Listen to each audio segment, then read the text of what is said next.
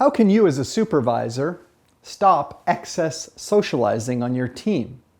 I'm Greg Schenkel, President of Unique Training and Development and Frontline Leadership Systems. And today, let's look at how you as a leader should address when the team members on your team are doing a little too much socializing and not working enough. Well, work, remember, isn't meant to be a dungeon. We're not here to sort of wipe the smiles off everyone's faces and not allow them to talk to each other. But what do you do when people take maybe too much time socializing when they should be working?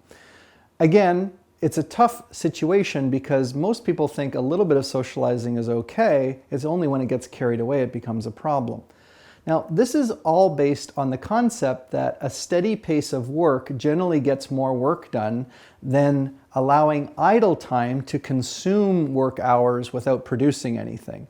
So if people were talking while they're working, potentially that's okay. You just don't want people not working while they're talking because that ends up actually hurting your production numbers. And you could point that out to people, of course, as well.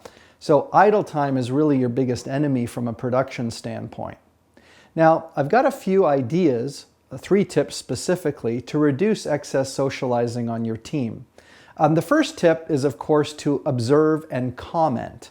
Now, when you observe and comment, what you're really doing is you're letting the person know that you've noticed something. So let's say you go by a group of workers and you notice that they're standing there talking. Again, not by itself a terrible thing, but then you come back again, 5, 7, 8 minutes later and they're still standing there talking.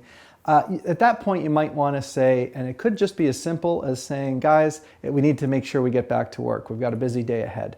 And you're just making a comment. You're not disciplining them or anything. You're just observing and commenting on what you're seeing. Again, they might get in a little bit of a humph, but when they just know that all you expect them to do is to keep working, they're going to be more successful. The second tip is discussing the impact.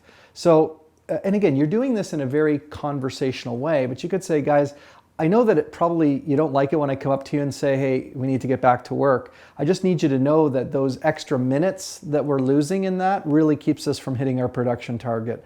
And some days we fall behind, so I'd rather us work at a steady pace. And so that's why I'm not trying to be mean or anything. I'm just trying to make sure that you understand that when we lose that time in production, it affects our numbers. The third tip in dealing with excess socializing is, of course, to get a commitment to change. Now, anytime that you're actually disciplining an employee or commenting on something, you're really looking for their go-ahead on it. So if it's something that's persistent, you're probably going to turn it into a conversation. And at the end of that conversation, you want that person to give you a commitment that says, okay, I will be more self-aware of how much time I spend talking to other people, and I'll make sure that I cut those conversations shorter and just stay working a little bit more. That's all you can really ask for as a leader. Remember, the goal isn't to shut down socializing altogether. It's just to make sure that it's a reasonable amount and it doesn't jeopardize your production numbers. Once you've learned how to deal with those kinds of sensitive conversations like excess socializing, you might want to work on some of your other leadership skills and competencies. And of course, you can do that using all the tools and resources that we have on our website at uniquedevelopment.com.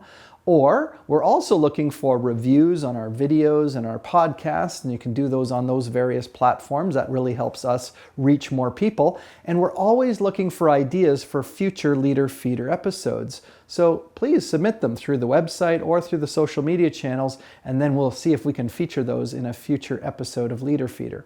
For now, let me wish you success in your leadership journey.